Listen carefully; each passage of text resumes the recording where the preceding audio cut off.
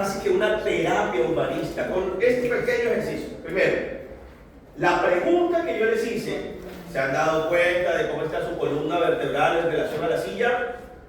Es una pregunta socrática.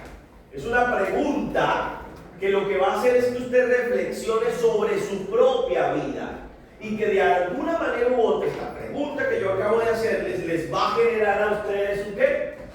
Un insight. ¿Por qué? Porque nos sentamos y no nos damos cuenta de cómo está nuestra columna vertebral en relación a la silla. ¿Vale? Vale. ¿Sí me hago entender con esta primera parte? Bien. Ahora, insight per se no solo es darse cuenta, también implica que una persona asuma la responsabilidad de aquello que me di cuenta. ¿Sí? Porque darse cuenta por darse cuenta, perdone, pero sería un ejercicio muy fácil. Es más, perdone lo que voy a decir, casi que sería volver consciente el inconsciente. Ay, me di cuenta de... ya, de ahí no pasa. No, además de darme cuenta de que esto me está pasando porque tiene una razón de ser, ahora yo asumo la responsabilidad de aquello que me di cuenta. Y ojo, cuando yo asumo esa responsabilidad, yo mismo voy a generar una acción de cambio. Entonces, si se dieron cuenta, no todos, claro, ya ese no es problema mío, ¿no? Pero no todos ustedes se dieron cuenta que estaban mal sentados y se acomodaron en la silla, o se sentaron bien. Hay otros que no les importa seguir con el dolor lumbar, no les importa que les dé escoliosis, no les importa que salgan de aquí ya cansados y aburridos, porque pues, aunque se dieron cuenta de que estaban mal sentados, no generaron una acción de ¿qué? De cambio. No generaron una acción de cambio. Otro ejemplo. Usted, viernes, 6 de la tarde, está pero como la nalga del niño Dios, ¿cierto? Está pelado, está mondado. Y usted dice, bueno, figuró la casa porque no hay más nada que hacer, ¿cierto? Y usted, pues, juicioso, dice, pero vamos a lavar la ropa porque no tengo, ¿qué? Para menos hay que entretenerme. Y va y coge el jean sucio, ¿cierto? Y mete la mano en el bolsillo y un 50 ahí. ¿Ah? Uy, pues, pucha, que bacano, me salvó el fin de semana. Ya yo puedo pensar en la regla, ya yo puedo pensar en la salchipapa, ya yo puedo pensar en una hamburguesita, una arepa rellena, alguna vaina, ¿cierto? Pero ojo con eso. Yo no sabía que ese billete estaba ahí. Meto la mano y me doy ¿qué? Me doy cuenta, me percato que el billete está ahí. Pero ahora no es suficiente con haberme dado cuenta que ese billete estaba ahí. Ahora me toca a mí ¿qué? Saber, tener la responsabilidad de lo que me encontré y empezar a generar ¿qué? Acciones que me permitan por lo menos llegar el domingo y tener siquiera, ¿cierto? El domingo. Entonces, ¿uno qué dice? Me compro una caja de arroz chino y eso me dura hasta el domingo al mediodía. O me compro 2 latas de atún, pan, arroz, aceite, y hago un arroz con atún, o compro unos huevos y resuelvo 2-3 días de aquí hasta que me vuelvan a girar, me vuelvan a mandar plata, ¿vale? Ojo con lo que estoy dando a entender. Darse cuenta o el insight no solo es suficiente, es necesario generar acciones que me permitan a mí cambiar, mejorar o administrar aquello de lo que me di cuenta. Entonces aquí hay algo interesante. En humanismo hablamos de las famosas terapias no directivas. Las terapias humanistas o la psicoterapia humanista está sustentada sobre el principio de la no directividad. Lo opuesto a lo no directivo es lo que lo directivo. Entonces, el mundo de la psicoterapia se divide casi que en 2 bloques: terapias directivas y terapias no directivas. Su nombre lo indica. ¿Qué es una terapia directiva? Dirige al otro. Yo casi que le digo al otro lo que tiene que hacer para que esté bien. Entonces, usted tiene depresión. Bueno, hermano, usted lo que necesita es mirarse al espejo, decirse todos los días que usted es bonito, saludar con más frecuencia.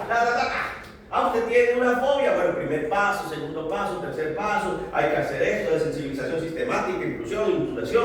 Aplica unas técnicas X, Y, Z, Pero ¿cuál es el riesgo de las terapias directivas? ¿Cuál es el riesgo de las terapias directivas? El que yo supongo y creo que lo que yo sé es lo que va a curar. ¿Por qué? Porque la ciencia lo ha dicho, porque la psicología de la evidencia, porque los artículos científicos, porque hay un manual, una guía y un protocolo. Y vuelvo a la misma historia de siempre, vuelve el perro arrepentido con su rabo entre las patas, ¿cierto? Y es, si la psicología fuera tan fácil, porque tenemos guías, manuales y protocolos, ¿qué hacemos estudiando esto?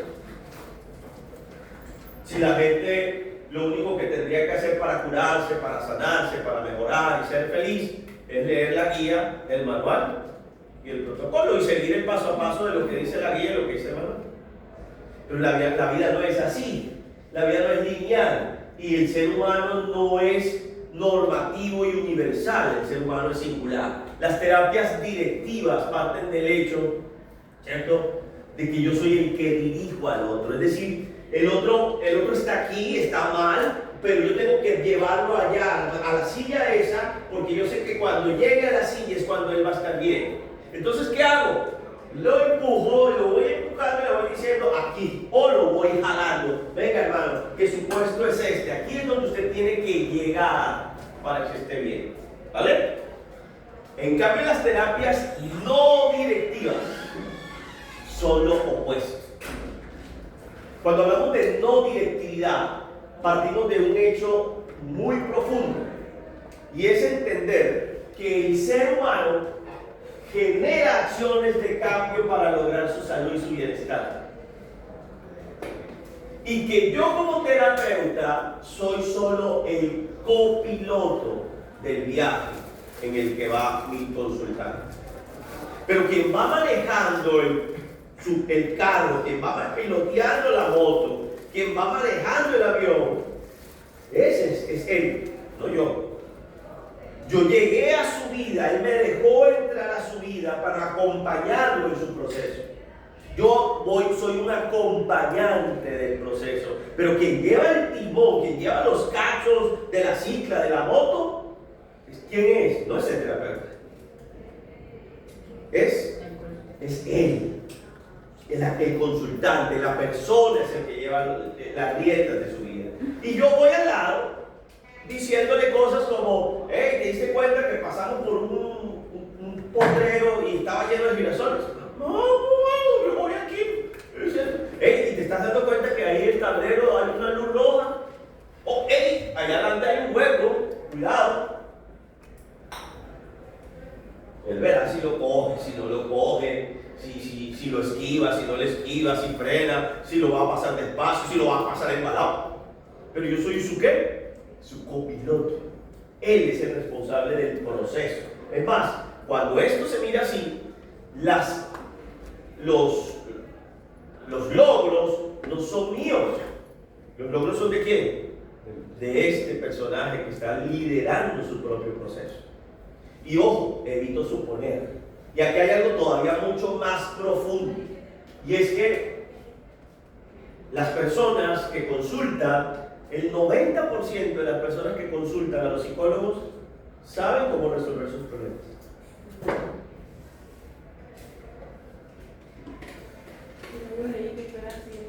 ¿Sí? Y saben que tienen que pedir perdón, saben que tienen que reconciliarse, saben que tienen que perdonar a la mamá, saben que tienen que tratar de manejar el pasado, saben cómo pueden superar el duelo. Sí, yo sé que, es más, la gente dice, doctor, yo sé que esto se me va a pasar. La gente lo sabe. Pero entonces, ¿por qué consultan? Si dicen saberlo. ¿Sí? ¿Por qué consultan si dicen saber? Es porque necesitan de alguna manera u otra el copiloto. Y es la función de nosotros, los terapeutas.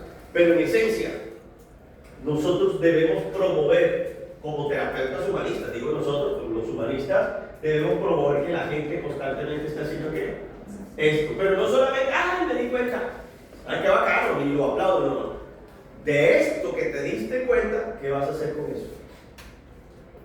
¿Qué vas a hacer con el billete que sabías que no estaba ahí y que te encontraste en el pantalón? ¿Qué vas a hacer con esta reflexión que hiciste de tu propia vida? Ahora, ¿qué es lo que vas a hacer? Y la gente misma, muchas veces, ellos mismos proponen los cambios. Tengo que pedir perdón, tengo que irme de esa casa, este man me está maltratando y me está dando puño, la mujer, ¿cierto? Y ella misma dice, y uno puede estar aquí pensando, terapeutas directivos, ¿usted qué hace con ese tipo? La va a matar, venga, salga de esa casa, no sé qué. Pero lleva ya 13 años aguantando golpes. Y entonces, ¿por qué hoy viene a consulta a decirme que quiere irse? Si lleva 13 años en la misma situación. ¿Ah? ¿Por qué? Si lleva 13 años que le están dando golpes, ahora es que llega a consulta a decirme que ahora sí se va a ir. ¿Qué la llevó a que ese día ella tomara la decisión de irse de esa casa o por lo menos contemplar la opción de irse de su casa? ¿Sí ven? Y no es suponer que lo que yo sé, es que yo sé lo que tú no sabes. Y como yo sé lo que tú no sabes, yo creo que lo que yo sé te va a sanar lo que tú no sabes.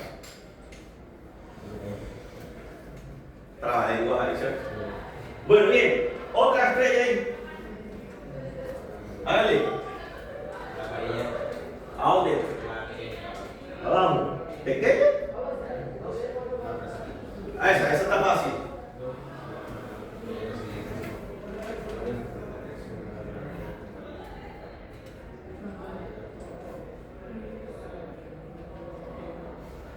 Es fácil.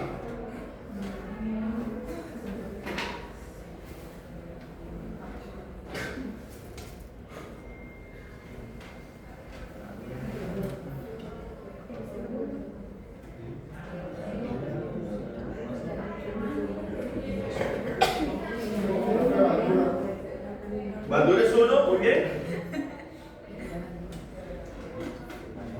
¿Y el otro?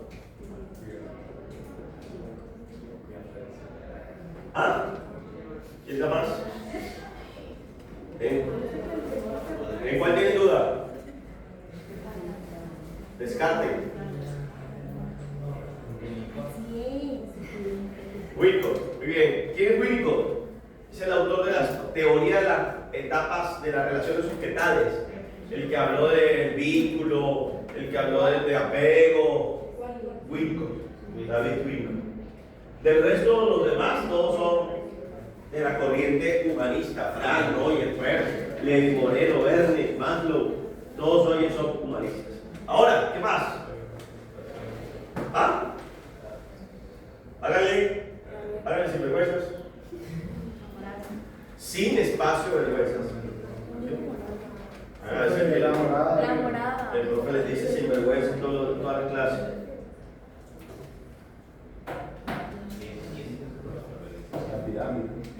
¿Qué es la autorrealización? Para mí la autorrealización es como por ejemplo, ya no poder uno finalmente saber lo que uno es de verdad. Para mí entiendo cómo es la autorrealización. Muy profundo y muy cierto. Descubrir cuál es el propósito. Saber para qué estamos aquí en la tierra. Es decir, vamos a escribir la palabra propósito, que es muy cristiana, pero sí, muy cristiana, sí, la palabra propósito es el propósito de la vida. Los psicólogos decimos significados o sentidos, sería como el término técnico, psicológicamente hablando. ¿Qué más es la autorrealización? ¿O qué conocen ustedes de la autorrealización? Cumplir metas. Bien. Cumplir metas. Bien. como ese proceso de desarrollo en el cual una persona alcanza su máximo potencial, su mejor versión. El alcance de la mejor versión. ¿Sí? ¿Algo así? Es muy parecido a esto, ¿no? Pero vamos a colocar aquí mejor versión. Dígame. Yo considero que no siempre está ligado a las cosas positivas, sino también a aceptar tanto positivo como cosas negativas que se tienen en cuenta de uno mismo y así trabajar con ellos. ¿Cómo así? O sea, Pues si yo soy feo, tengo que aceptar que soy no feo. por eso, sino que pretenden cumplir metas siempre direccionando a lo positivo, pero considero que una persona cuando llega a la autorrealización acepta todas las cosas negativas que pueden suceder y trabaja sobre ello. Me dices algo, cuando llega, ¿es porque la autorrealización está en alguna parte que yo tengo que llegar? Porque les pregunto a todos, ¿la autorrealización está en una parte a la que yo tengo que llegar? No, pero es un proceso. Pero ella se refiere como un estado de, o sea, cuando vienen las dificultades. Entonces es un estado. Uno dice que la autorrealización es un estado, otros dicen que son metas o el cumplimiento de esas metas. Porque son un proceso.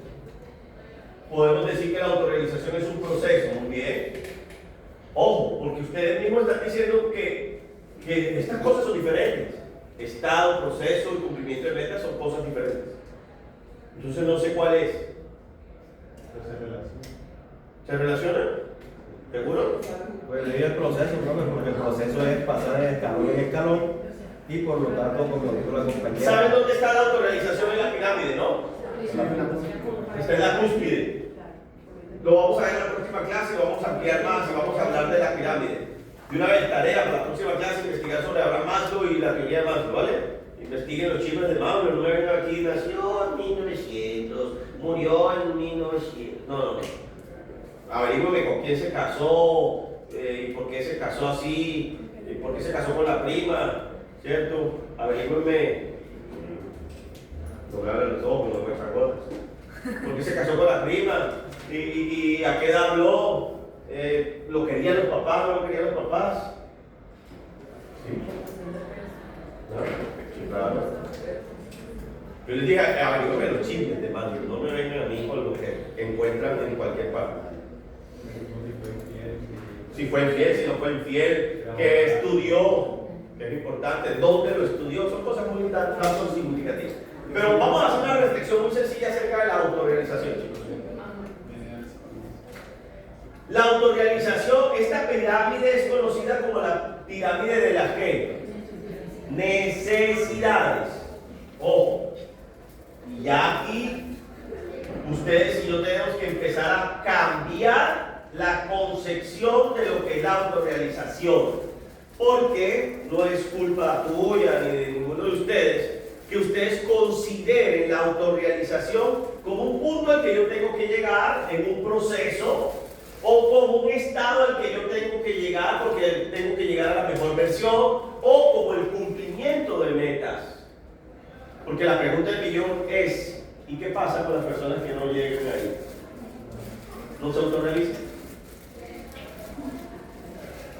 ¿Qué pasa cuando las personas no tienen su mejor versión? ¿No se autorrealizan? ¿Qué pasa cuando las personas no disfrutan ni viven ese proceso y se niegan a vivir su proceso? ¿No se autorrealizan? Esa es la pregunta del millón. Profe, yo siento que es algo muy raro en la vida de uno porque usualmente nosotros aspiramos a ser mejor persona. Entonces, Sí. digamos, yo hoy soy así y mañana voy a ser mejor persona. Sí. Pero mañana voy a desear ser mejor persona de lo que De soy lo que mañana. está. Entonces no es como que llego, sino que voy a seguir queriendo y voy a seguir queriendo y siempre queremos más y más. Les voy a poner, y ahí es que tú, dale. Bueno, Estás dando la respuesta, tú te diste la respuesta. como decía la compañera, las personas quieren cada día ser 1% mejor, como dice en un libro, pero hay veces que ese 1% mejor que va a pasar al día siguiente, digamos que estás pasando por un proceso, vas bien, hasta que llega un momento que hay un bache, caes, te quedas ahí un buen rato pensando si voy a continuar el proceso o no vas a continuar el proceso, y lo piensas y te quedas en un buen momento y dices, hay personas que lo continúan o hay personas que lo dejan tirar. Las que no continúan van al proceso de la famosa autorrealización o por el proceso que vive en su vida. Y volvemos al mismo hueco, no se autorrealiza el que no sirve. ¿Sí? Sí, o sea, quiero que lo miren así. Ahora, cambiemos la mentalidad. Si estamos hablando de la pirámide de las necesidades y en la punta de la pirámide está la autorrealización, quiere decir que la autorrealización no es un estado, no es el cumplimiento de metas, no es, aunque bueno, hay unos podemos decir que es un proceso, pero bueno. ¿Qué es la autorrealización? Es una necesidad. Como muy obvio, ¿no? Pero miren cómo cambia la concepción inmediata. Yo necesito autorrealizarme.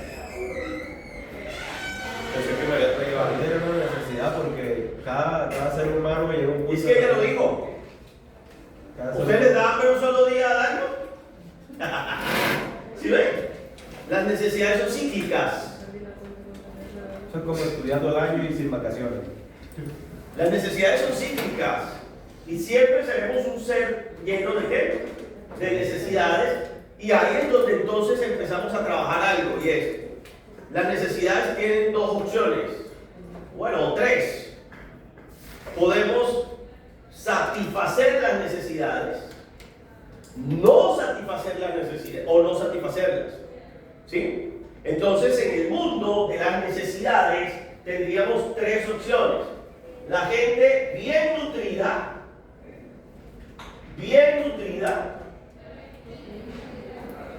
desnutrida y los mal nutridos. Y los tres son diferentes, hablando de temas alimenticios. La gente bien nutrida, ¿qué quiere decir eso?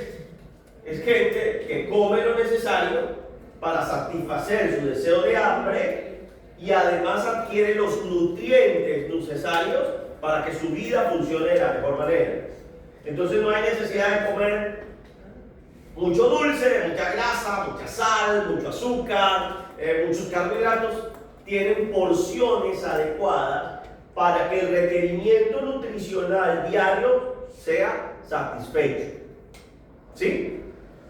Los que han practicado deporte, los que van al gimnasio, una de las primeras cosas que uno tiene que cambiar a la hora de ir al gimnasio es la alimentación. Y si usted quiere aumentar masa muscular, entonces le dan a usted una dieta específica. Si quieres adelgazar, le dan una dieta específica para que los requerimientos nutricionales no te descompensen y puedas vivir bien. Pero ojo, hay gente bien nutrida, pero también hay gente desnutrida. ¿Y es la gente que qué? Que no se alimenta bien. Más que no se alimenta bien, que no se alimenta. Porque no tiene requerimientos nutricionales. Porque no logra suplir la necesidad que da el hambre, ¿vale? Entonces, el famélico, lo que uno dice, el raquítico, el flacuchento, la flacuchenta, es gente que. Y la desnutrición, usted y yo lo sabemos, que en Colombia, gracias a Dios, eso ha venido reduciéndose. Sin embargo, en lugares como la Alta Guajira todavía uno ve desnutrición. ¿Qué produce la desnutrición? Caída del cabello, piel reseca. O sea, hay unos indicios de que la persona está desnutrida. Del color del pelo, correcto. Hay una cosa que se llama el marasmo emocional, que la da también la desnutrición, etcétera, etcétera, etcétera. Pero tenemos una tercera opción. Y es la gente que está mal desnutrida.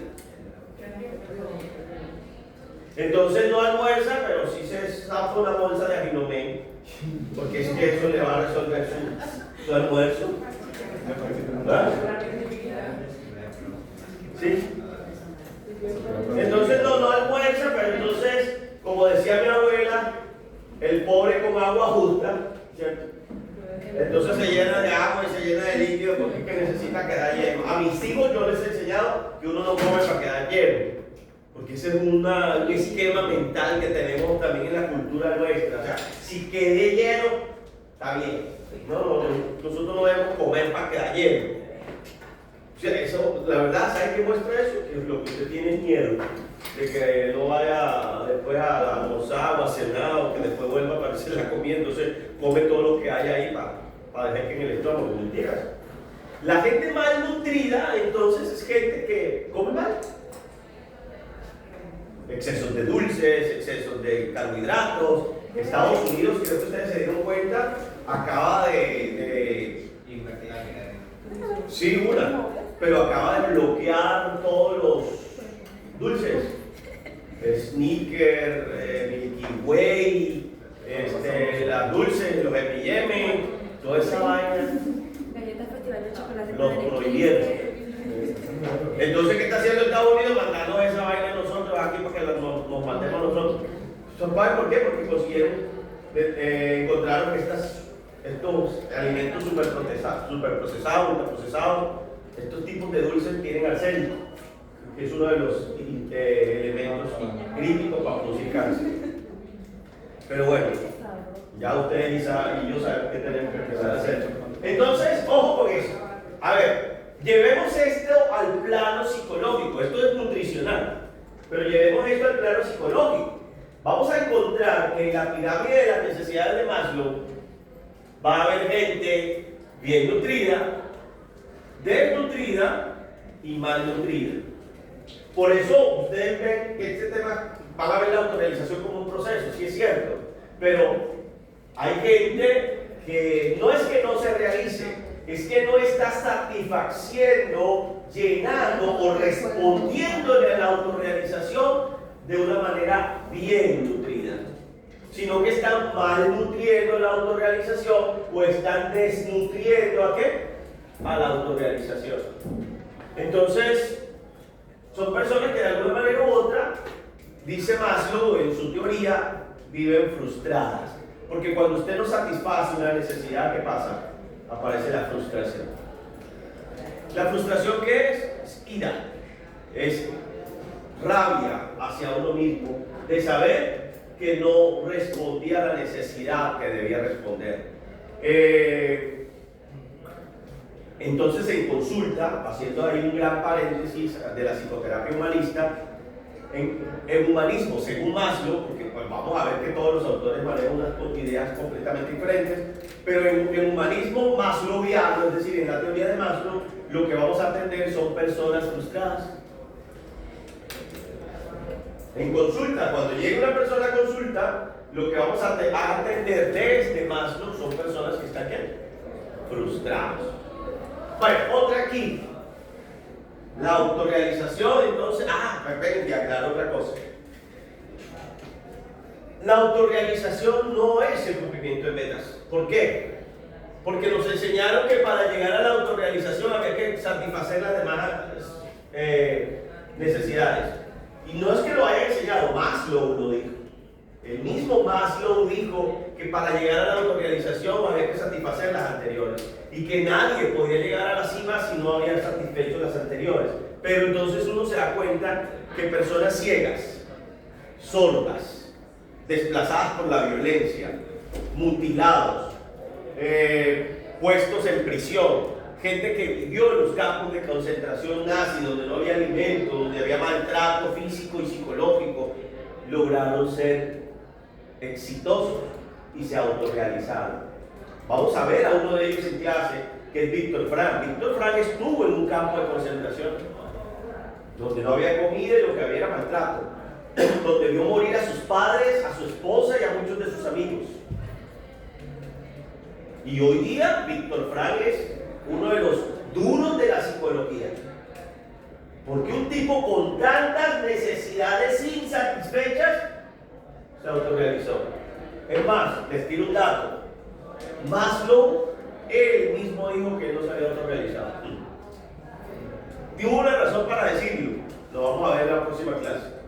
Tuvo una razón para decirlo.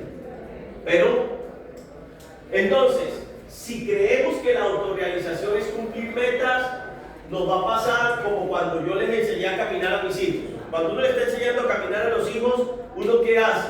Uno ve que el niño se para, la niña se para en sus dos piernitas, ¿cierto? Y empieza ahí todo patuleco acá para adelante, ¿cierto? ¿Y qué hace uno? Cuando ellos empiezan a caminar, uno hace esto ya. ¿O no? Para que ellos se vean en la obligación de avanzar y de desarrollar algo que van a necesitar toda la vida. Pues quiero decirles que si seguimos viendo la autorrealización como el cumplimiento de metas, pues ¿saben qué va a ser la vida? Esto, vean. Porque tú lo has dicho, uno siempre quiere más, y crecer y mejorar y salir hacia adelante. Entonces, los solteros quieren ser casados, los casados quieren tener hijos y no basta con uno, entonces hay que tener dos.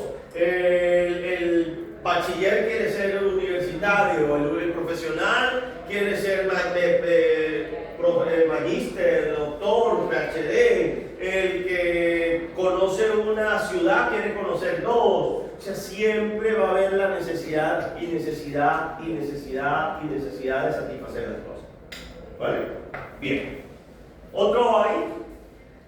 Ya se recién idea. Otra.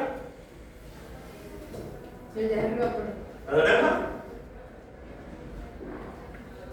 Ah, está fácil. ¿Qué recuerdas del nacimiento de la psicología? Creo que nació en un laboratorio. Que nació en un laboratorio, muy bien. ¿Qué más? ¿Qué recuerdan? De la línea de tiempo que vimos. Que fue Leipzig en Alemania. Muy bien. Que nació en Alemania, Leipzig. 1879. 1879, muy bien, correcto. Tiene antecedentes en la filosofía clásica. Sí, y en el materialismo, no más en el positivismo, la objetividad, les decía yo. Bien, muy bien, está bien. Otra. A ver, verde de la esquina. Por el gesto, pues. Bueno, ya nos metimos en camisa de cebada. Nos metemos entonces ahora a hablar del coco de este cuento. Vamos a hablar de existencialismo, ¿bien?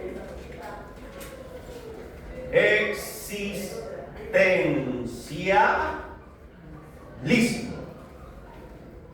La palabra ismo nos dice algo y existencial nos dice otra. Pero, ¿qué encontraron del existencialismo? A ver. ¿Qué encontraron del existencialismo? Se centra en la existencia humana, en el sentido de la vida, la libertad, la responsabilidad y que la existencia procede de la esencia. Sentido, esencia, experiencia, ¿qué otras palabras aquí podríamos añadir aquí? Libertad. responsabilidad individual. Esta no es porque la puse aquí. Responsabilidad, condición. Que precede, la existencia precede a la esencia. ¿Sí? ¿Qué significa esa frase? La existencia precede a la esencia. ¿Qué es preceder? Algo que precede es ¿qué? Que está que antes. Muy bien. La existencia precede a la esencia. Qué bien.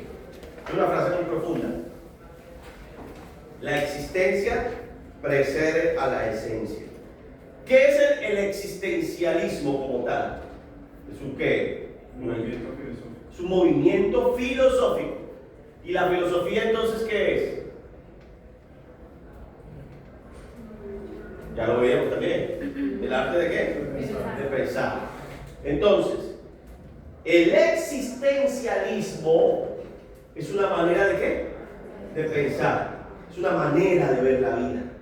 Por eso hoy lo que usted y yo vamos a aprender en clase es una manera diferente de ver la vida. Porque les voy a enseñar cosas que de pronto no les va a sonar mucho, que las va a confundir, que los va a dejar por eco, que los va a dejar por ahí dando vueltas en la cabeza y de pronto hoy usted se va a acostar pensando en lo que dijimos en la clase, si era verdad, si era mentira, por qué el profe dijo tanta locura, etcétera, etcétera, etcétera. ¿Vale? Bueno, bien. Hablemos del existencialismo. ¿Qué es existencialismo? Ustedes lo han dicho, un movimiento filosófico, una nueva manera de ¿qué? De pensar. Y apunta a que el ser humano le da sentido a su ¿qué? A su existencia. El ser humano le da sentido a su existencia. Sin embargo, para la clase de hoy, que quede claro, no vamos a hablar de sentido. Porque la palabra sentido no apareció en esa época. La palabra sentido es contemporánea. En esta época no hablaban de sentido. Es más, la palabra sentido, lo vamos a ver con Víctor Frank, quien habla del sentido, el hombre busca el sentido, es Víctor Frank.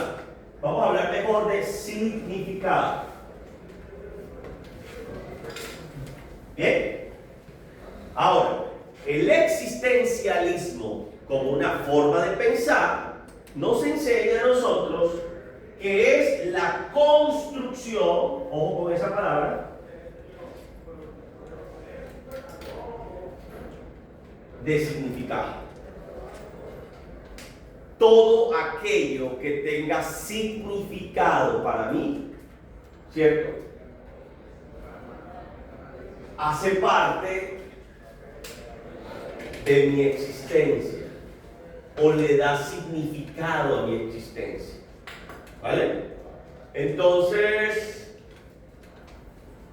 yo puedo decir que es más importante el papá que la mamá.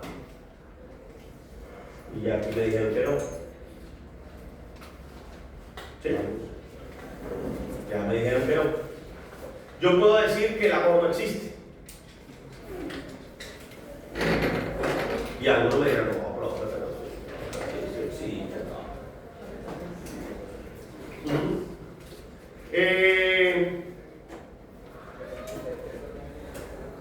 Nosotros los seres humanos somos seres simbólicos.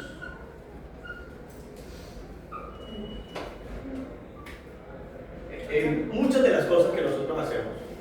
Nosotros vemos un palo atravesado encima del otro, uno más largo que otro, y decimos eso es una cruz. Y hasta nos arrodillamos, nos persignamos, la besamos, nos hincamos ante la cruz, porque dos palos, con el respeto porque estoy diciendo esto, dos palos atravesados para nosotros tienen un significado. ¿Okay? El dinero. ¿Qué es el dinero? El billete es un papel con una cara, con unos matachitos, unos dibujos ahí y unos números, a los que nosotros les hemos dado ¿qué? Un significado, un valor que tiene significado para nosotros. Iba una niña de caperuza roja a llevarle la comida a la abuela. ¿De quién estoy hablando? Bien, ¿hace cuánto les contaron a ustedes esa historia? Hace como el lobo.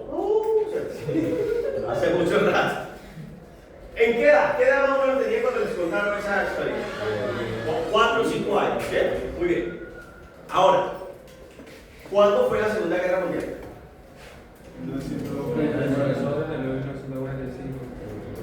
¿Cuándo aprendimos? Imagínense, de 20 personas más respondieron 2. ¿Cuándo debieron enseñarles a ustedes la Segunda Guerra Mundial? ¿En qué edad debían tener? 14, 12, no sé. Pongámosle 14, para no decir 12 más 1. Pongámosle 14, ¿bien? Ojo con lo que ustedes están haciendo. Si Caperucita Roja la aprendieron a los 4 y Segunda Guerra Mundial a los 14, cronológicamente hablando, ustedes deberían tener más fresco el conocimiento de los 14 que el de los 4. Pero ustedes se acuerdan más de los 4 que este de los 14. ¿Por qué sucede eso? Porque cuando te contaron la historia de Caperucita Roja, para ti la historia de Caperucita tuvo un ¿qué? Un significado, tuvo un valor especial. ¿Qué nos enseñaron con Caperucita? A no confiar en los lobos, ¿cierto? Y terminan ustedes casados con lobos, pero bueno. Nos enseñaron que teníamos que obedecer. Pues a mí me dijeron fue eso. Cuando la mamá nos manda su mandado, vaya. ¿Cierto? ¿O no? Entonces, somos los seres humanos, o sea, nuestra especie es una especie como simbólica. Es una especie simbólica. Miren, un perro ve, perdón la expresión, a un santo en una cruz, a Jesucristo crucificado en una iglesia, y se arrodilla y lo besa, perdón, si puede miarse de la cruz, se la vea. Porque para él, ¿qué? No tiene valor, no tiene significado el uno. Yo siempre he dicho, uno intenta tener a sus perros bien cuidados. Y yo a mi perro le tengo su taza de agua, su taza de comida y hasta un tapete donde él pueda dormir. ¿Sí? ¿Sí? Y la chiquitica, la chitsu de la casa, si es posible, ya duerme en aire acondicionado. Y es de las más avispas que yo conozco, o sea, particular de perra. Vive detrás de mi esposa todo el tiempo, pero el día que en el cuarto mío no prendamos el aire, se va para el de mis hijos, que allá se está prendido. Allá no modo. ¿Sí? Entonces, pero ojo con lo que voy a decir. El día que estos dos animales, los perros de la casa, yo no les dé comida o no les tenga un tazón de agua, van a salir a resolver su necesidad de agua y así, y le van a meter el hocico a un charco verde y hielo guasalapos. Así sean los perros más finos. Si yo no les doy comida, le meten el hocico a la basura. ¿O no? Usted no. Usted tiene sed y entonces a usted lo que le quita la sed es el agua fría. A otros solo el agua alquila. En otros solo la gaseosa, profe. Y ese que sube el vaso y que hace así más todavía, ese sí quita la sed, profe. El otro dice, no, profe, una fría. No, un refajo, profe. Aguapanela con limón, un tinto. ¿Sí? Y no falta el que me diga, no, profe, a mí me quita la sed, el agua, pero en este vaso. Si me lo dan otro vaso, no me quita la sed. ¿Ah? O el agua de mi casa, porque ¿qué? Yo siento que el agua de mi casa es diferente a las demás casas, profe.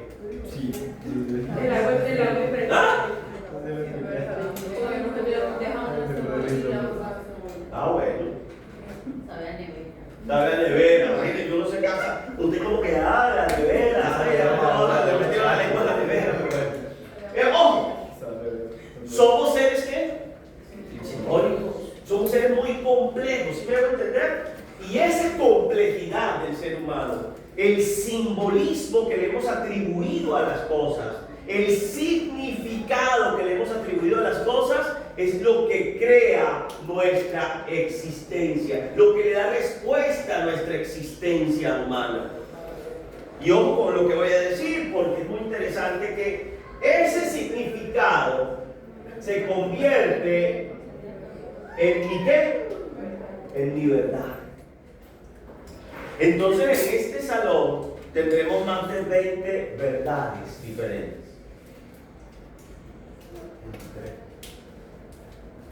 ¿Vale? Tendremos verdades en plural y no una verdad. Porque cada uno de ustedes tiene un significado diferente de la vida. ¿Qué hace que cada uno de nosotros tengamos un significado diferente? Chicos, esto. Experiencia. Lo que sucede, como decía Fixper, de piel para adentro. No es lo mismo haber nacido en la casa del Brian y la Marjorie. No es lo mismo haber nacido en la casa de un génico, de un Artiralul, de un Santo Domingo, ¿cierto? No es lo mismo. No es lo mismo haber sido criado con leche de pote a que te den con el pote. ¿Sí? Tu experiencia de vida es completamente ¿qué? Diferente. Y tu experiencia es lo que tú consideras como tu ¿qué? Como tu verdad. Y tú te haces matar por tu verdad. Digo, la mamá es más importante que el papá. Papá puede ser cualquiera. Y mamá es una sola, que no sé qué. Pues yo siempre diré, pues espermatozoides hay muchos, ¿no? Pero que yo sepa, solo uno de millones fue el que me hizo a mí. Que yo no tengo problema con el viejo que puso el espermatozoide y ese es otro cuento, pero eso nada más es una sola. Pero cuando yo entiendo esto, es porque yo le he dado que he tenido una experiencia alrededor de ese proceso y le he dado mi propio ¿qué? Significado. Entonces nosotros vivimos significando todo. Dios, el amor, la enfermedad, la vida, la muerte, las experiencias cumbres, son cosas que tienen ¿qué? Significado para mí. Y que para otra persona, ¿por qué? Porque mi verdad difiere de ¿qué? De la tuya. Porque mi experiencia ha sido diferente a ¿qué? A la tuya. Hay gente que estos días me encontré a alguien que me dijo, yo no me puedo montar en un bus porque me da... Esa es mía, estoy llevando ahí. En estos días me encontré una persona que me diga, yo no me puedo montar en un bus porque me mareo y me vomito, no puedo montar, es más, me dijo, no puedo ir de copiloto. Yo necesito ir manejando para no marearme, porque si yo voy de copiloto me mareo. Entonces, él ha tenido su ¿qué? Su propia experiencia, y eso se ha convertido en su ¿qué? En su verdad. Existencialismo entonces es la construcción de significado que yo he construido o que he hecho a través de mis experiencias personales. Entonces, el existencialismo habla de lo singular.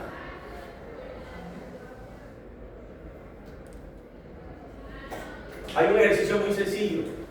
Por favor, piensen en un gato. Bien. Díganme en qué gato pensaron. A ver. ¿Cómo es un gato? Negro. Mi gata amarilla. Amarilla. Naranja con Blanca y pesada. Blanca y pesada. naranja con rayas negras. Naranja con rayas negras. Garfield. Bueno, pero ¿pensamiento del primer gato o del que empezó después del primer gato? El primer gato que pensaste. Bueno, y es algo interesante. Tú estás diciendo algo interesante, lo vamos a explicar. Pero yo dije gato, y cada uno de ustedes tiene una experiencia personal, ¿con qué? Con la palabra. Pero el gato, no puedo decir, yo no dije gatos, dije gato en singular. Y cada uno de ustedes lo pensó desde su propia ¿qué? Verdad, desde su propia experiencia. ¿Sí? Además, esto es muy interesante, que nosotros no pensamos en abstracto. O sea, uno no se imagina un gato con cola, trinche, cachos, botando fuego. No, uno tiene ya una idea del gato. Y si decidieras pensar en un gato con cola, trinche, cacho y botando fuego, ese es tu concepto de gato, tu verdad. ¿Sí van a entender? Porque no pensamos en abstracto, siempre pensamos en algo concreto. Porque aquí aparece una palabra que yo creo que ustedes han escuchado en algunas oportunidades. La gente o nosotros, los seres humanos, tenemos y sufrimos de algo que se llama vacíos o vacío existencial. ¿A qué le suena eso? A vacío existencial, a un bajón, a una caída. Pero ¿qué será el vacío existencial? Según lo que estamos viendo. Cuando una persona tiene un vacío existencial, ¿a qué se referirá? O a esta reflexión que estamos haciendo. Cuando no encuentra significado. Cuando lo que está viviendo no tiene ¿qué? Significado para él. Y ojo, si hay algo que no soporta el ser humano, es el vacío, es lo incierto.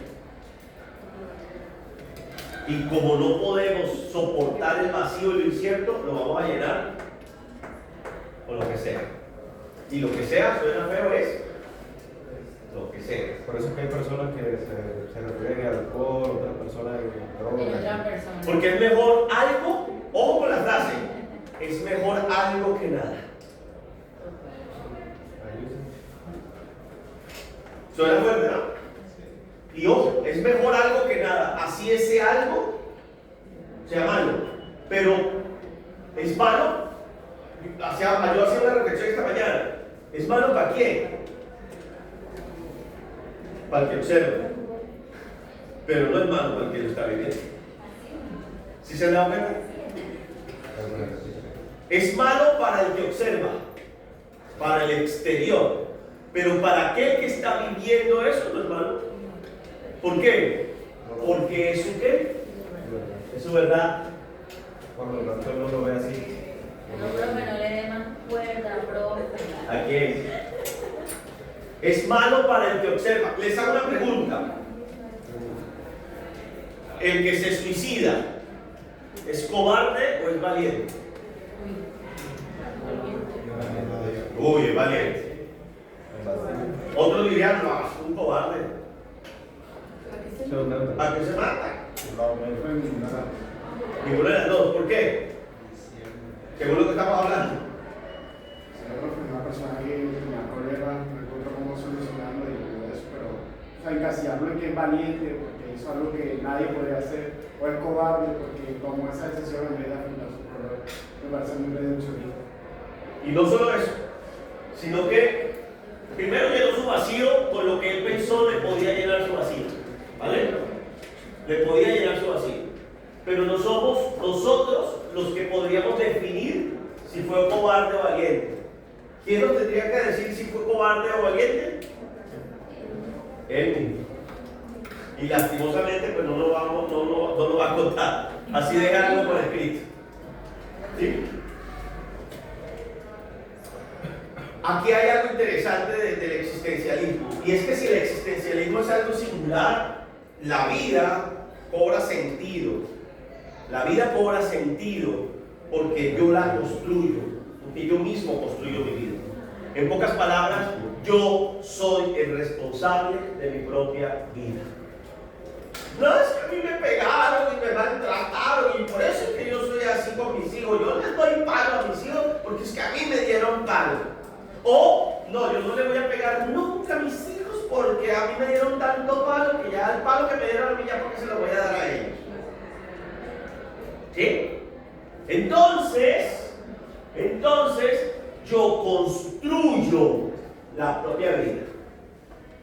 Construyo mi propia vida. Nadie, no es que mi mamá, mi papá, yo soy así porque él no me quiere, porque sí me quiere, porque me pegó cacho, por eso yo pego cacho. O sea, perdón esa vaina. Nadie es como es por otro. Yo soy lo que soy porque existo. Porque he venido construyendo mis propias ¿qué? Significados, mis propias verdades.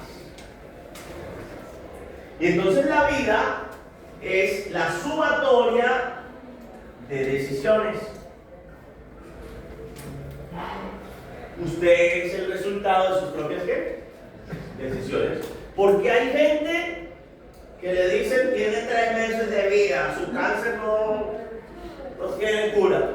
Oye, llevan 15 años, han enterrado un poco y que nada más tenían 3 meses.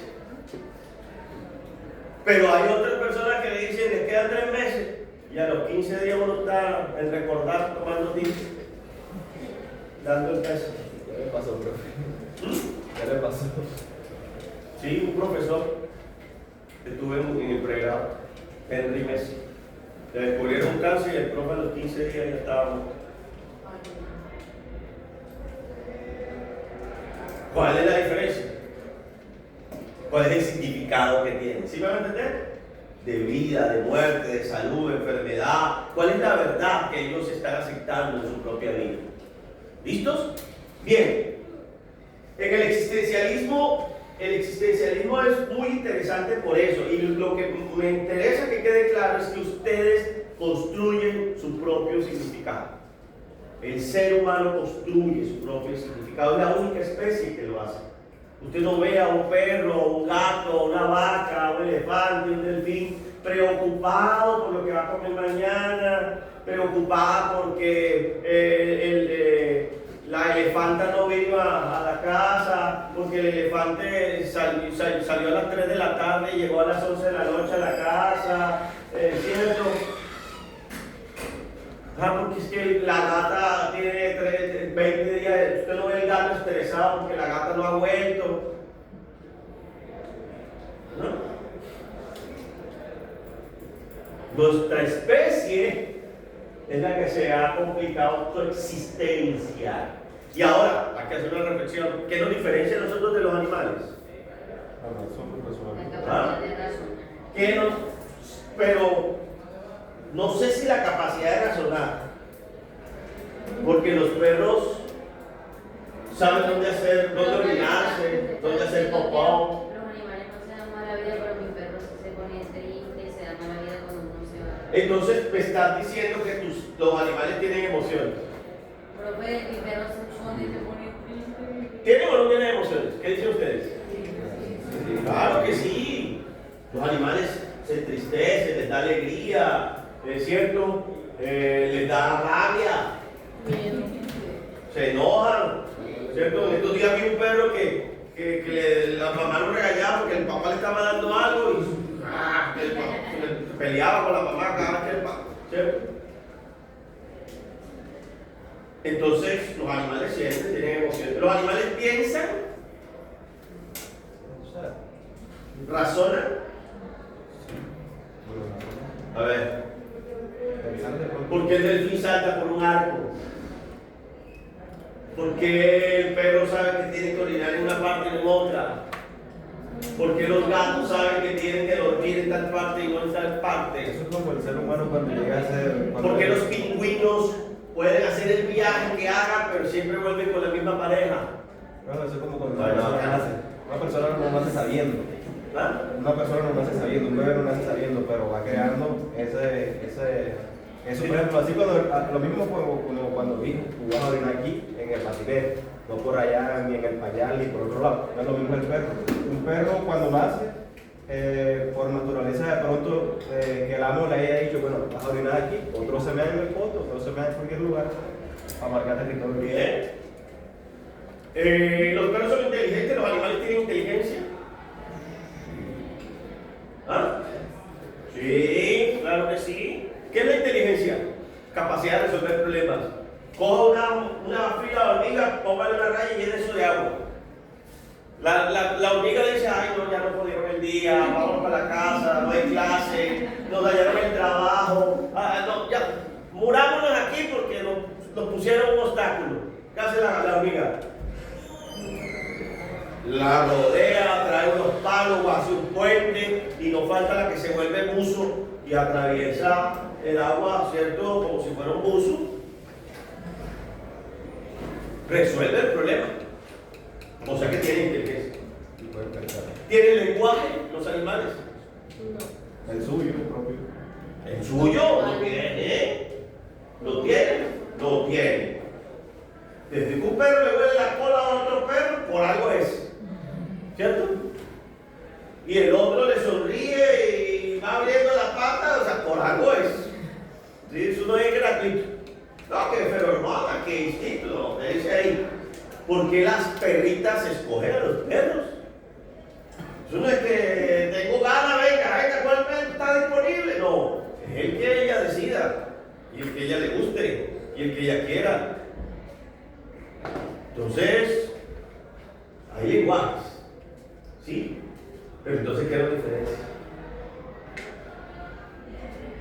Hay cielo para los perros. ¿Ah? Sabrá Dios. ¿Qué nos diferencia de los animales? Sí, la construcción de significado. La construcción de lo que nosotros mismos ¿qué? Hacemos. En pocas palabras, la construcción de la respuesta a nuestra existencia. Un perro no se preocupa, ¿por qué vine a esta casa? ¿Por qué me tocó la casa del Brian y la madre? ¿Sí? Un perro no se pregunta eso, ¿sí me va a entender? No, perro dice, me tocó en esa familia, yo qué culpa, hagámosle, pues, hay que comer sobra, pues hay que comer sobra. En la otro lugar, pues me dan concentrado premium, ¿no? Aquí me tocó esta, ¿cómo se hace, pues? Y si me toca aguantar hambre 2 días, pues me toca aguantar, me iré para la calle, meterle los hijos a la basura, pero Él no se preocupa si el agua está fría, si está caliente. No es que mi perro solamente come agua fría, no, usted lo condicionó a eso y se acostumbró al agua fría. No más. ¿Sí? No, que tiene que tener, hay perros que el agua tiene que tener hielo, si no, no se la toma, no sirve para eso. Yo tuve una tía que tenía una perrita que solamente comía menudencias. No le podía dar nada diferente. No, ¡qué vaya! ¡Qué finura! ¿Cierto? Pero los animales, ¿por qué me tocó aquí en África? A mí me hubiera gustado nacer en Sudamérica. O a mí me hubiera gustado nacer. No. Pero nosotros. ¿Y por qué la universidad? ¿Y por qué tengo que estudiar? ¿Y por qué tengo que trabajar? ¿Y por qué el mundo tiene que tener plata? Y el que no tenga plata y el que sí tiene plata. Nosotros hemos dado ¿qué? Respuesta a nuestra ¿qué? Es la única especie que se pregunta por su existencia. La única especie que se pregunta por su existencia es ¿quién? Es el ser humano. Hay dos tipos de existencialismo. Dos tipos de existencialismo. Yo les voy a hablar de una manera muy sencilla, eso tiene sus vertientes, sus nombres, ustedes podrán andar en él. Pero hay un existencialismo positivo y hay un existencialismo negativo. A ese positivo le vamos a llamar el existencialismo cristiano o religioso. Tiene sus autores, Soren Kierkegaard, quizás Martin Heidegger, algunos autores. Y en el negativo, a ese le vamos a llamar el no religioso, el crítico. Y yo digo negativo porque adivinen, es el existencialismo que dice que nosotros vinimos a la tierra a sufrir. El no religioso, para aprender. Y lo mejor que le puede pasar al ser humano es morirse. Sí. Y lo mejor que le puede pasar al ser humano es no haber nacido. Porque nacer es lo peor que le puede pasar al ser humano. Dice este no religioso, ¿sí?, que nosotros somos prisioneros de nuestras decisiones. Y es cierto. Usted toma una decisión y ya tiene que asumir lo que es consecuencia. ¿Sí? Y hay un caso más interesante aquí que plantea Jean-Paul Sartre. Sartre dice, les voy a colocar un ejemplo.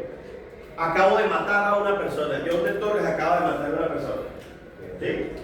Lo cogen preso, lo ponen en custodia, me ponen en custodia y a los 15 días me llevan a juicio. Señor John de Torres, usted está aquí porque se le imputa el delito de homicidio. Gravoso, culposo, pero usted está aquí por homicidio. Vamos a dictar la sentencia. La sentencia para usted es que usted está condenado a ser libre.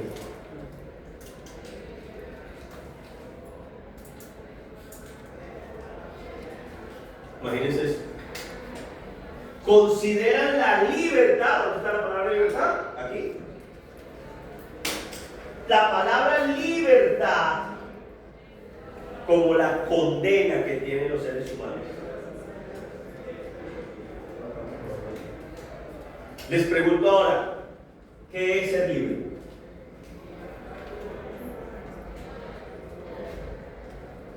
Porque hay gente que en la cárcel está libre.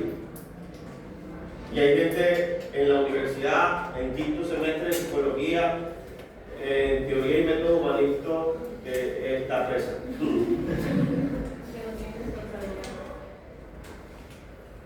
No tienen que valerse por sí mismos. O sea, por ejemplo, la gente que ustedes dicen, la gente que está en la cárcel, hay gente que está en la cárcel que está libre, porque no tiene la responsabilidad de pensar, digamos, que va a comer mañana porque sabes la no de comida, que tiene que hacer mañana porque a todos los días hace lo mismo.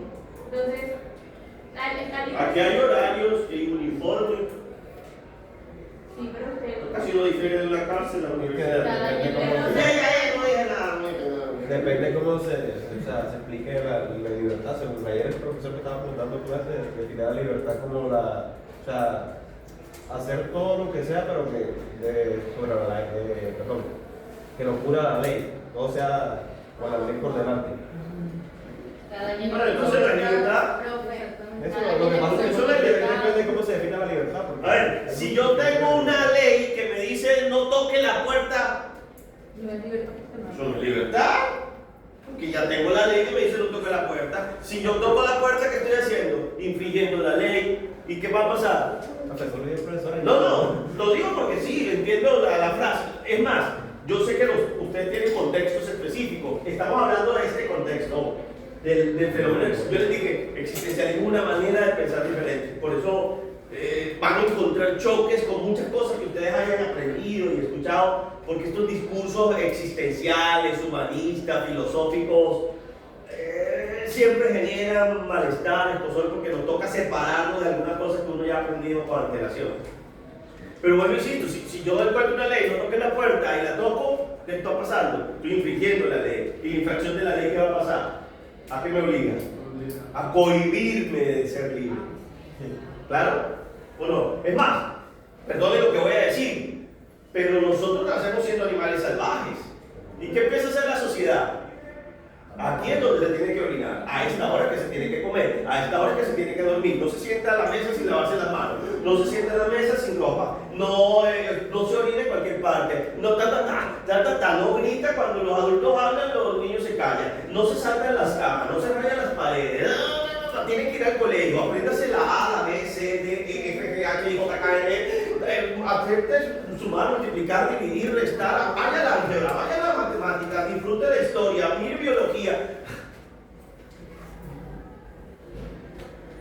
Es libertad, pero es necesario. ¿Ah? Es libertad, pero es necesario. Empezamos a ser cohibidos por normas, por leyes, ¿vale? Entonces, ¿qué es libertad? ¿Qué es ser libre? La pregunta es millón. Si estamos en una sociedad que relativamente no es libre, más, les pregunto, cuando ustedes toman una decisión, ¿la toman ustedes o la toman sus aprendizajes previos?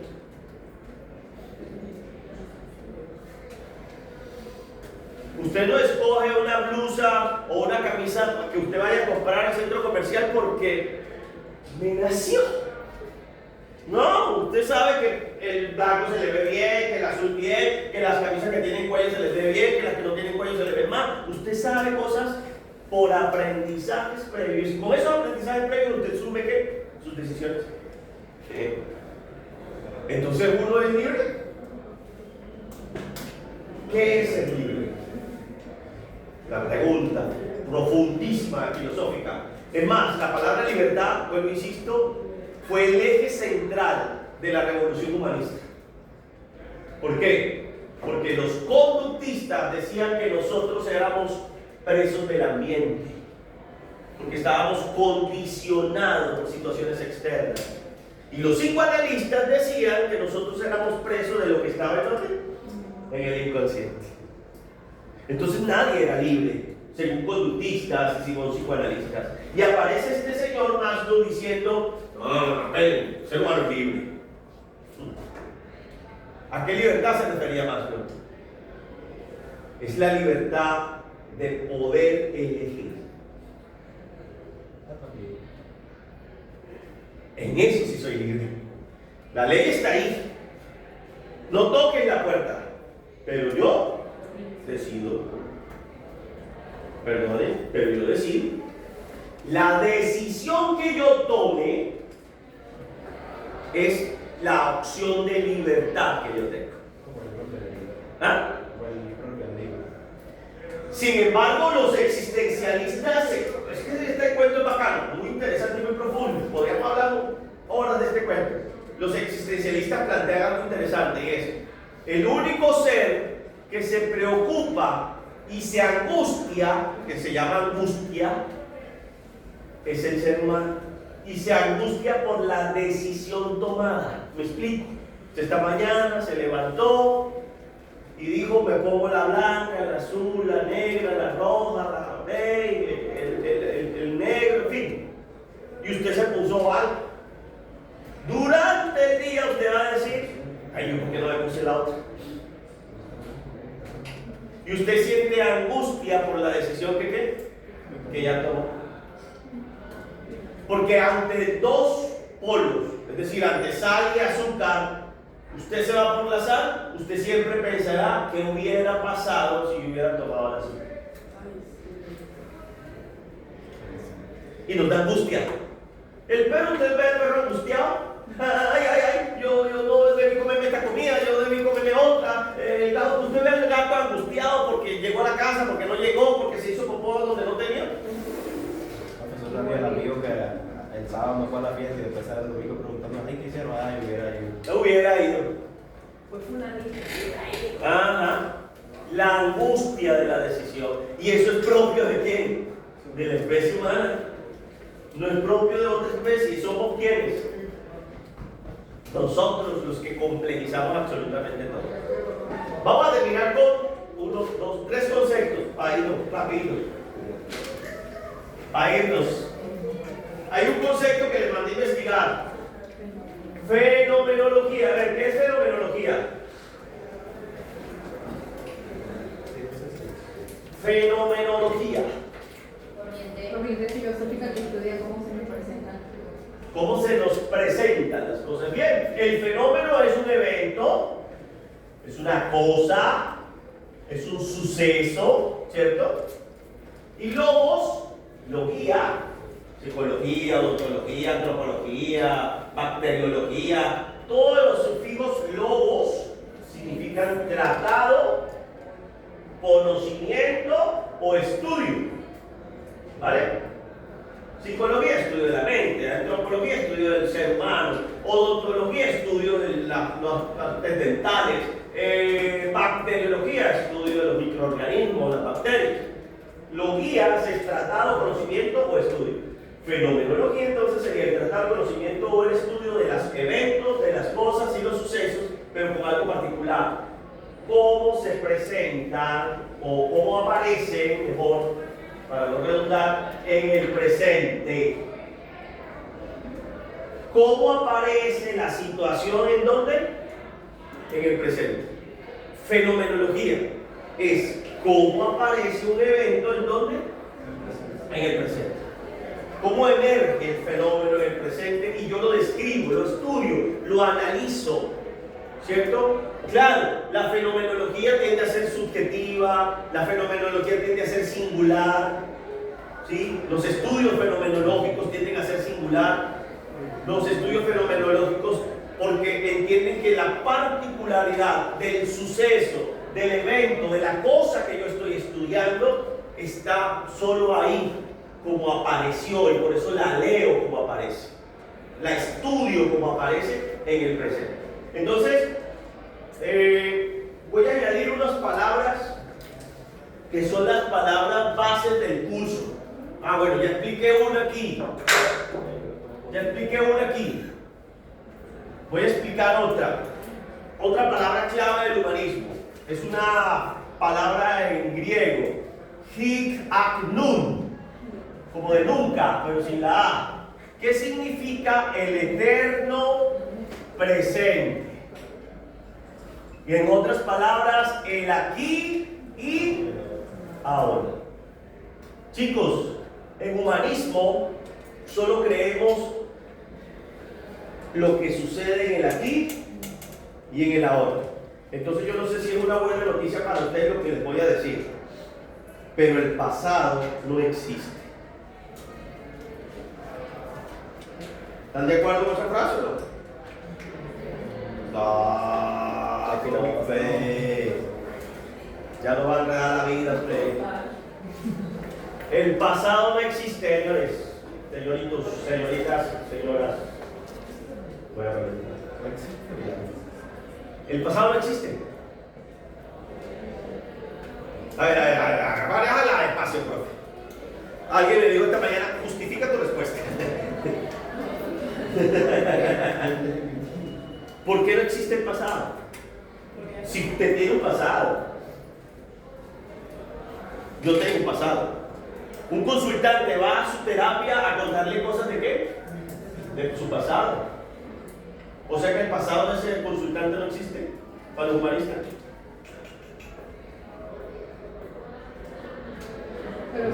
pasado le molesta en el presente, ya no es pasado. Por ahí está bien la vaina.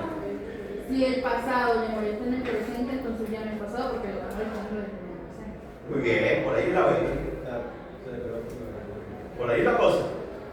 Para nosotros los humanistas, existencialmente hablando, fenomenológicamente hablando, el pasado no existe.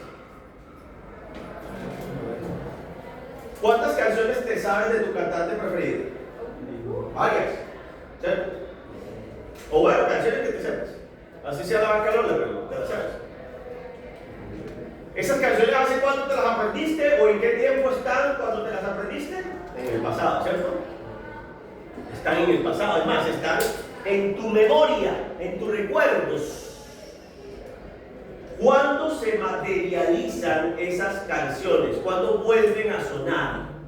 Solo cuando tú le das play. ¿O no? Solo cuando das play la canción aparece. Antes estaba ahí. Y María Alejandra dice algo claro, muy interesante. El pasado no existe porque el pasado para los humanistas, ojo con lo que voy a decir, es la representación psíquica de lo vivido. La representación psíquica de lo que ya pasó.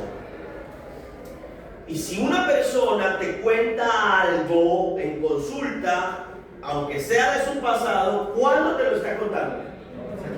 En el presente. Y lo que ella te está contando en el presente, que tú crees que es del pasado, lo que ella está haciendo es una representación psíquica de lo que ella cree o el significado que ella le ha atribuido a ese ¿qué? A ese pasado, pero que lo dice ¿cuándo? En el presente. Me sé muchas canciones, están guardadas en el pasado, pero solamente aparecen cuando están ¿dónde? En el presente, cuando doy play. Solo cuando doy play. El pasado no existe, porque es una representación psíquica de algo que ya pasó. En estos días mi mamá que habló con mi hijo y le vio las uñas de los pies largas a Matías. Ve, Matías, esas uñas tan largas. Y así era tu papá. Tu papá tampoco le gustaba que le cortaran las uñas. Y yo dije, ¿no? Yo dije, no me acuerdo de esa vaina.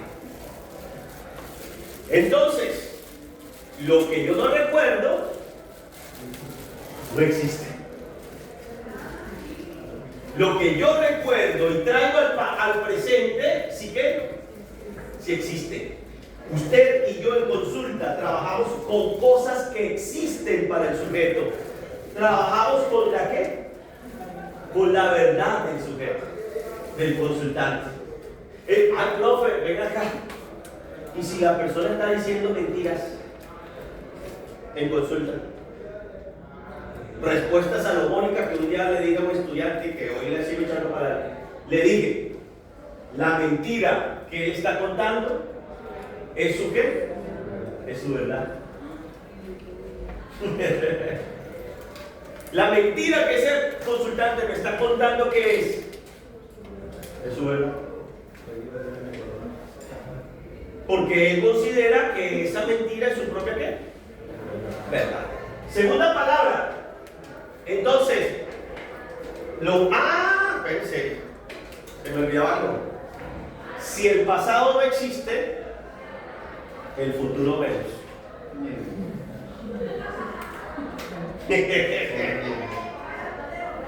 ¿O no? ¿Tiene lógica? Ay, profe, yo quiero graduarme. Quiero mucho. Ay, profe, yo quiero ver los hijos de mis hijos. Ay, yo también, quiero mucho. Pero ha pasado. Va a pasar. Es una representación mental de lo que... Es una representación psíquica de lo que yo quiero que pase. Pero no hay nada más incierto que el futuro. Y como no soportamos lo incierto, lo llenamos con cualquier cosa, volvemos al vacío existencial. ¿Se tienen cuenta? Entonces, el futuro también es incierto. Voy a hacer terrorismo psicológico, pero para que ustedes entiendan lo importante de vivir en el presente. Por cada tic-tac del reloj, por cada segundo que se mueve el reloj, se mueren 2 personas en el planeta Tierra. Y el presente sí existe. Por cada tic-toc, o sea, por cada segundo que se mueve el reloj, se mueren 2 personas en el planeta Tierra. O sea, a mí nadie me dice que yo aquí dando la clase caiga como un pollo peleta y les toque a ustedes llamar al vigilante o salir corriendo, buscar ambulancia y ay, se fue yo cuando estaba dando la clase de humanismo. Porque yo puedo ser uno de esos 2 afortunados que cuando se mueva el segundero él caiga como un pollo peletas. ¿O no? Por cada tic-tac nacen 3 personas. Por eso la especie humana no va a desaparecer. Quiere decir, señores, que un segundo de vida hay que vivirlo al máximo, vivirlo de la mejor manera. Yo, como filosofía de vida, he entendido, hablando de este cuento, es que lo único que yo tengo es el presente. Yo no tendré una segunda oportunidad con ustedes para darles esta materia. No tendré una segunda oportunidad para hablar de este tema con ustedes. Aún si de pronto en otro semestre usted pierde esta materia y me vuelve a ver a mí, si toque madera. Qué pereza volverle a ver. Así usted lo vuelva a ver esta materia, pero será diferente. Miren, vayan a mis clases de humanismo. Yo tengo 4 cursos. Vayan a los 4 cursos. Se van a dar cuenta que, aunque hablamos cosas similares, en los 4 cursos hay cosas diferentes. Porque trato de vivir mi presente con el grupo. Cuando ustedes y yo estemos ante un consultante, estemos en el aquí y en el ahora. Pero ¿saben cuál es la crisis más grande que tiene el ser humano? Lo dijo Soren Kierkegaard desde el existencialismo cristiano. El ser humano es el único que se afana por los tiempos humanos. Usted está desayunando y ya iré a almorzar. Está cenando y ay, ahora que voy a comer la noche. Está entrando a la universidad primer semestre y ay, cuando yo me gradúe. No se enamora porque usted no sabe si ese le va a salir bueno o le va a salir buena. ¿Ah? ¿Sabe por qué? Porque nos estamos negando a vivir los presentes o el presente, que es lo único que tenemos. En una relación de pareja, quien te promete un futuro te está negando un presente. En una relación de pareja es así. Pues que ese cuento, perdonen, miren, nosotros tenemos un problema en la vida de pareja, ¿verdad? Que conjugamos todo en el verbo ¿qué? Nosotros. Y para que exista un nosotros debe haber un yo y un qué? Y un tú. Un nosotros no nace si no hay un yo y un tú. Y en el orden de la conjugación de los verbos es yo, tú, él, ellos, nosotros y vosotros. No nace primero tú, porque esa es otra bobada, que queremos darle prioridad al otro. Cuando nos olvidamos de qué, de que lo primero que debe estar bien en una relación soy yo.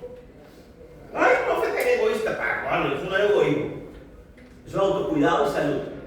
Y yo no voy a dar lo mejor si yo no estoy bien. ¿Cómo que entonces cuando le llegue el futuro? ¿Cómo que ha dicho la palabra? Bueno, la frase que dijo.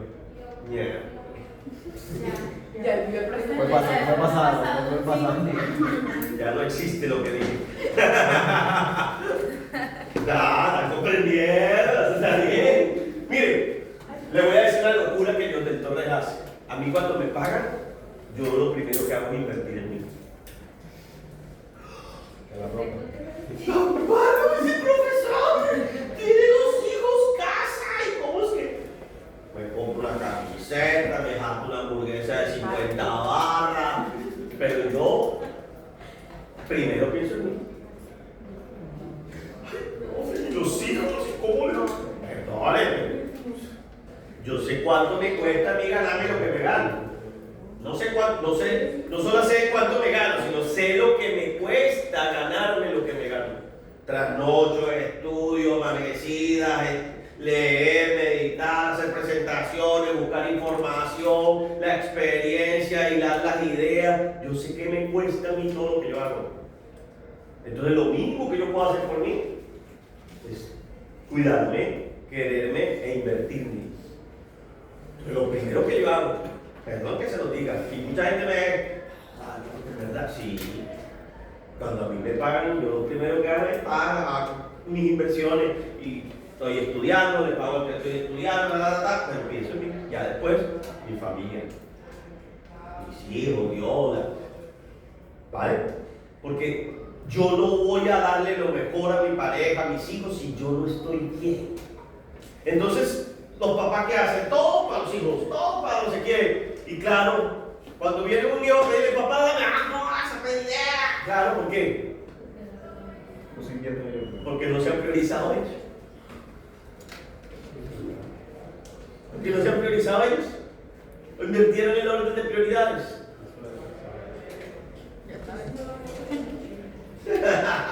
No, yo sé que muchas cosas que uno dice en estas clases que entran como gatos en reversa, pero bueno, ahí vamos. Segunda palabra. Entonces, lo único que usted y yo tenemos, señores, lo único, no hay más, es el presente. Lo que pasó, como dice el reggaetón, lo que pasó, pasó. Y el futuro, mi abuela decía, se cae uno en la cama, se ennucó y apareció con la boca llena de hormigas. Así decía la viejita, murió hace 2 años. Esas son las realidades, ¿vale? Lo único que usted y yo tenemos es el ¿qué? El presente. El presente, vivan el presente. Cuando están hablando con alguien, denle lo mejor. Cuando están besando a alguien, cuando tengan intimidad con alguien, denle lo mejor, porque es su presente. Cuando estén con un consultante, den lo mejor. Cuando estén en la vida, cuando estén comiendo, yo a veces le jodo la vida a los consultantes. Esta mañana, cuando te bañaste, ¿cuál fue la parte del cuerpo que se mojó? La primera parte de tu cuerpo que se mojó.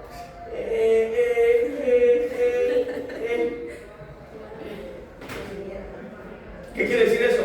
Que vivimos lejos, desconectados de nuestro presente. Hay gente que almuerza y no sabe si la ensalada tenía manzana verde, pera, si tenía fruta, si no tenía fruta, de qué era el jugo. No, estaba sabroso.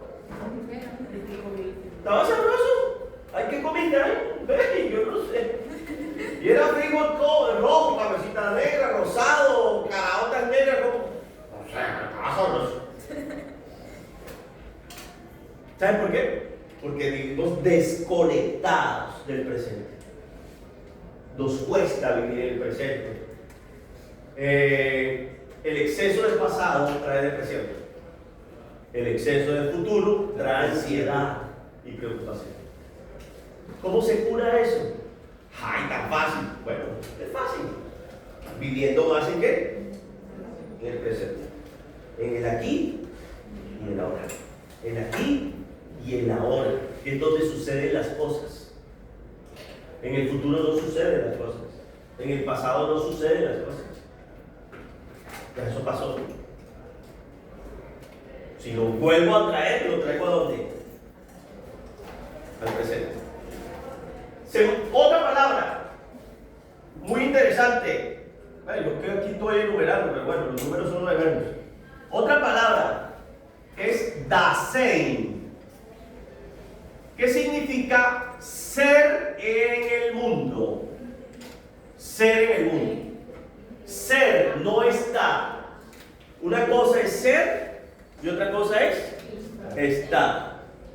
A Matías y a Abigail, antes de que nacieran, yo tenía algo claro. Yo a mis hijos nunca les iba a decir, y lo puedo decir delante de Dios con toda la libertad, nunca les he dicho a mis hijos, tú eres. Porque si yo le digo tú eres, le estoy definiendo su qué, su esencia.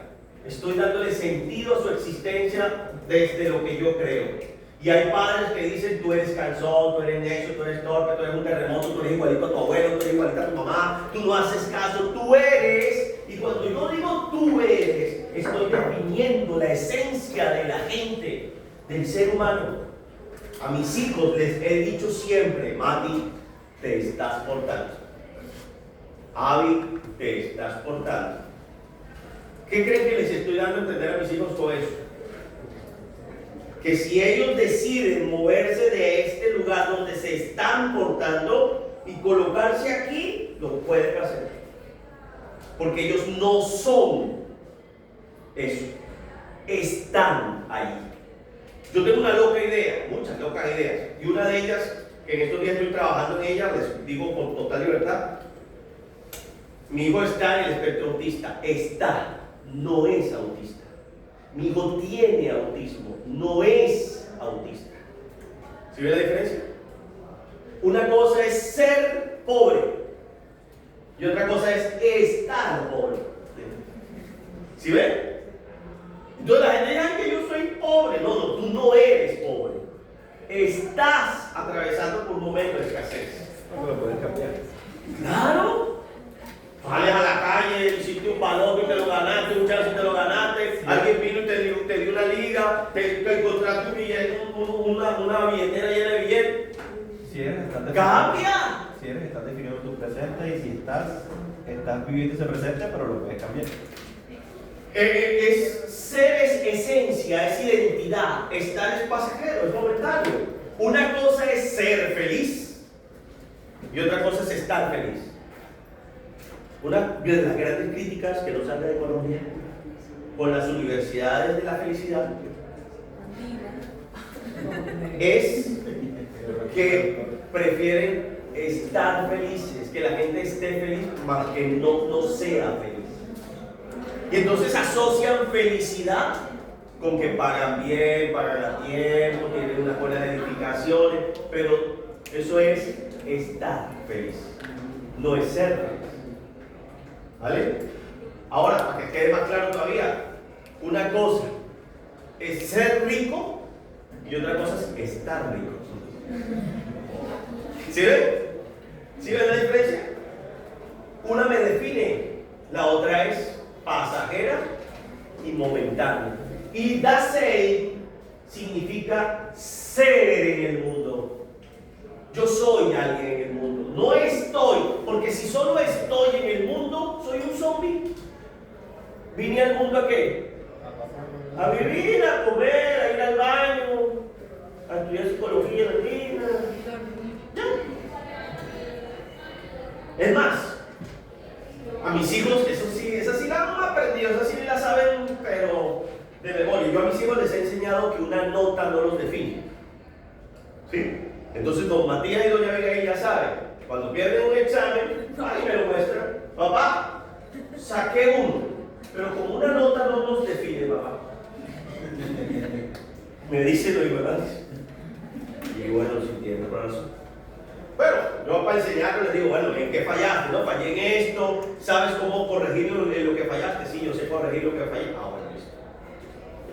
Pero una nota, ser psicólogo, psicóloga, tener plata, tener carro, casa, beca, tener la mejor pinta, el iPhone 17 Pro Max de 526 GB, no sé, 512 GB.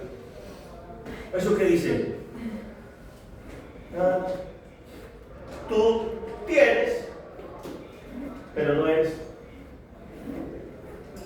Y hay otra cosa que he dicho en psicología: no hagan psicología. Hacer psicología es fácil. Sean psicólogos.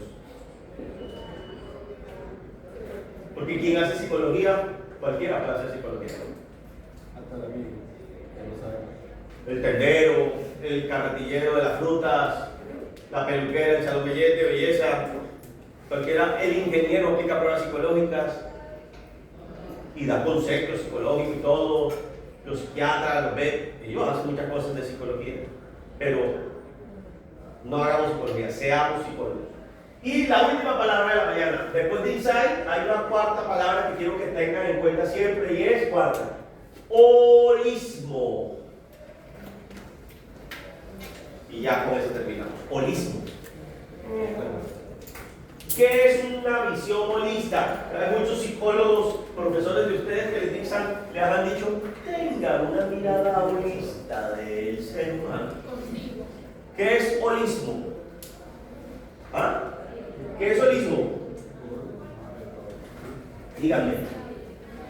¿Qué se entiende por holismo? Se me olvidó. A esa clase no vine, profe.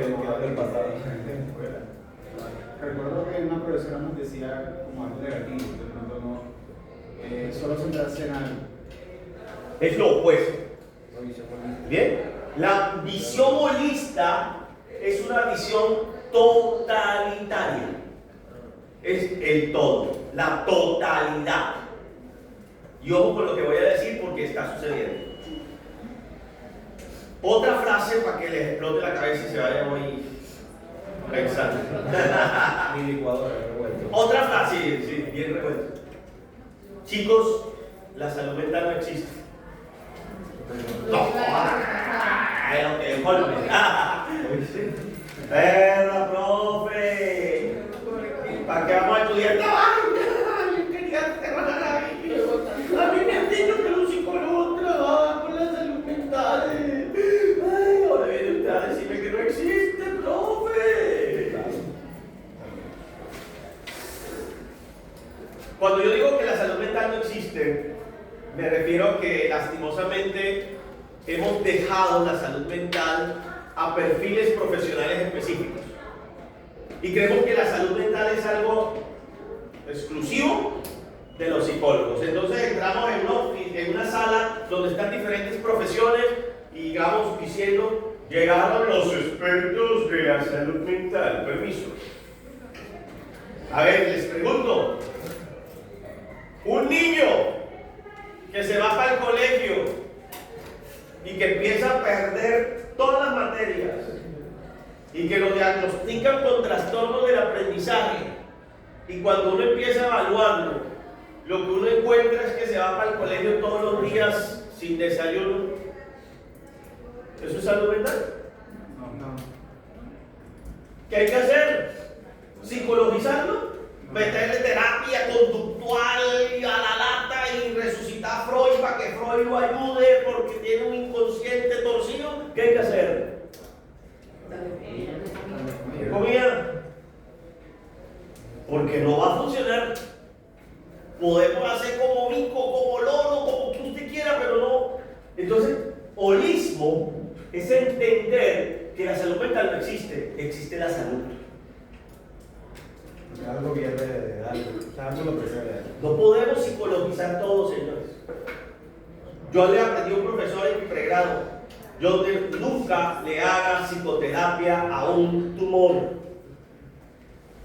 Si usted le hace psicoterapia a un tumor, va a fracasar. John de Torres, en práctica de noveno semestre en su pregrado, llegó un niño con su mamá. Doctor, mi hijo se orina día y noche, 9 años. Ya no le ponían el plástico al colchón, se lo ponían al peladito. Imagínense, ¿sí?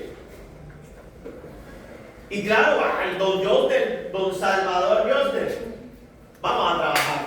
Listo, primera sesión, control de líquidos, economía de fichas, llevaba 7 sesiones con el peladito ya. Y